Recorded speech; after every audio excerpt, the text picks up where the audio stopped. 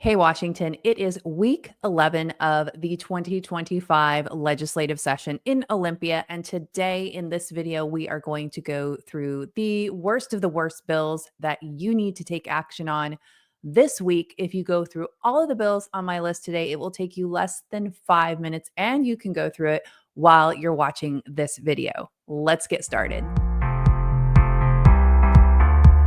Hey, everybody, I'm Julie Barrett, and I'm the founder of Conservative Ladies of America, which, of course, started in Washington State as Conservative Ladies of Washington. And this week, we are going to do a video version of our weekly calls to action. So every week, we put out on our Substack a list of usually anywhere between 5 and 10 bills that you need to take action on. You can do the 30-second sign in, which is how you register your position of, well, it's almost always opposition. And this week you are going to oppose all of the bills on our list. If you just do that minimum step, it's going to take you less than 5 minutes to work through all of these bills.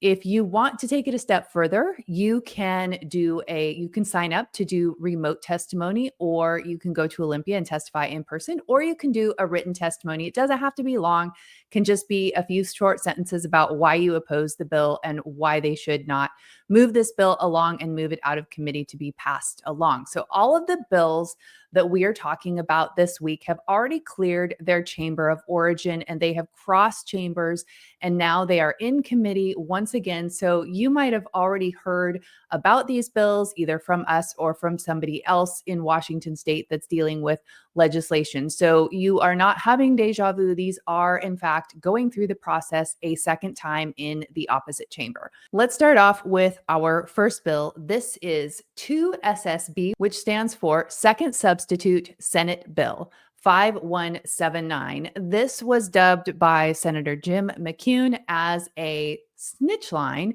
to the OSPI. Essentially, what this bill is, it would provide a way for educators or parents or anyone to report to the Washington State Office of Superintendent of Public Instruction, the OSPI, if their school board directors are not in compliance with state mandates. So in Washington, there have been a number of school boards who have gone along with some of the new federal directives under the Trump administration, where boys cannot participate in girls' sports and things like that. They have also taken a stand against some of the radical indoctrination that has been passed out of Olympia in the last couple of years. So this is a way for the legislature to set up a snitch line and a way to impose punishment on those school boards that are doing what is in the best interest of their community. This is another form of state overreach into your locally elected school board directors. So a big no on 2SSB 5179. Our second bill is ESSB 5181. This is one of the two bills that essentially guts Initiative 2081, which is also known as the Parents' Bill of Rights. This bill will repeal several of the sections of Initiative 2081, which will prohibit parent access to critical parts of their students' education records, specifically medical and mental health information, as well as several other areas of their child's education record that they would not have access to. I'm going to have links down below for previous content that we have put out on Senate Bill 5181 if you want to go take a look at that. But that's another one that you need to sign in opposed to. Terrible bill. Our third bill is Senate Bill 5637. This bill would mandate civics and media literacy in public schools. This bill is sponsored by Republican Senator Phil Fortunato. Now, I'm sure that the intention of this bill is probably good. Phil is a conservative Republican, but if you know anything about the media literacy campaign, you know that it is not good. It is essentially indoctrinating children to follow the party line. Washington State OSPI came out with new education learning standards in the fall of 2024, in which they said they were going to put media literacy into English language arts standards, and they were going to start it in kindergarten. So, this is a really bad bill. The OSPI would be responsible for working with a nonprofit organization to come up with the materials and resources for teaching kids about misinformation and fake news and deciphering between what is real and what is fake news or mis or disinformation. So, this is really a way for the government schools to further indoctrinate your children. I haven't directly spoken to Senator Fortunato about this bill, but my guess is that he saw this as a way to get civics in the schools, which it already is. So they just need to teach it.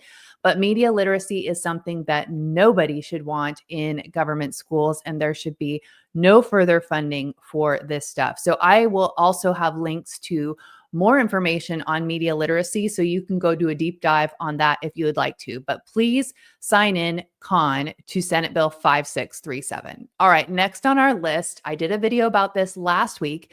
This is Engrossed Substitute House Bill 2015.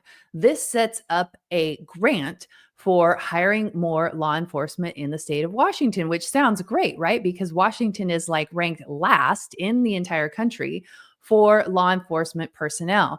Well, there's a catch, and it's a pretty big one. In order for law enforcement departments to be eligible to receive this grant, they have to put 100% of their law enforcement force through DEI woke training. So this is not a good bill. Plus, it would be a tax imposed on the Washington state taxpayers to be funding this grant.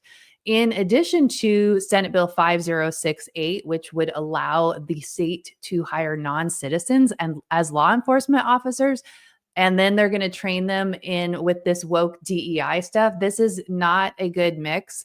And I will have that video linked below if you haven't seen that one yet. But please sign in con on House Bill 2015. All right, this next one is a big one that most people have heard about. This is House Bill 1163, which would require a permit to purchase a firearm. This is a very expensive bill, but the Democrats seemed determined to get this one across the finish line. This would also require CPL holders. So if you have your concealed pistol license, you would have to get a permit to get your CPL renewed. So you would have to take all of the classes and jump through all of the hoops, just like someone who wanted to purchase a firearm. You will have to do that when you go to renew your CPL. This is a really bad bill. Please register your con position for House Bill 1163 as well. Now, our last bill for today is Substitute House Bill 1321. I've done a couple videos on this one. This would give the governor emergency power to regulate out-of-state militia. So if there was a national disaster or there was a crisis at the northern border, the governor of Washington would have to give authority for any out-of-state National Guard or something like that to come in and help the state. If the president has an order that overrides that, then he can send in the National Guard and the governor cannot do anything about it. But if it is another state that wants to come in and help, they would need the explicit consent of the governor. So I've got those videos linked down below as well. You can go check those out if you don't know about House Bill 1321 yet. But please do register your con position on House Bill 1321. There are several committees this week that do not have any bills yet on their agenda, and we anticipate that they will be filling their agendas, and we will be putting out more calls to action throughout the week. So be sure that you are signed up for our Substack, because that is the fastest way to get breaking alerts and calls to action. Those get delivered right to your email inbox. So if you are watching this on YouTube, I've got a link right down below where you can sign up for our Substack. Please be sure to share this video far and wide. We need everybody to register their opposition to these terrible bills. Now, are these bills going to pass, and is your opposition going to change the trajectory for these bills? No, most likely it's not. But I do believe, and our entire team here believes, that if we have an opportunity to speak up, we have a duty to do that. So please don't let this opportunity to speak up pass you by. Please do speak up and register your composition. Like I said, if you do all of these bills, it will take you less than 5 minutes. And then if you want to take an extra step and sign up to testify in person or in writing, please do so. We need as many voices as possible to speak up in Olympia. Thanks so much for watching. If you are not already, please subscribe to the channel and make sure you've got those notifications turned on, as many of our videos are time sensitive, just like this one. These bills all have hearings this week, starting with tomorrow. So don't wait, sign in now, and be sure to share this far and wide. I'll see you in the next video.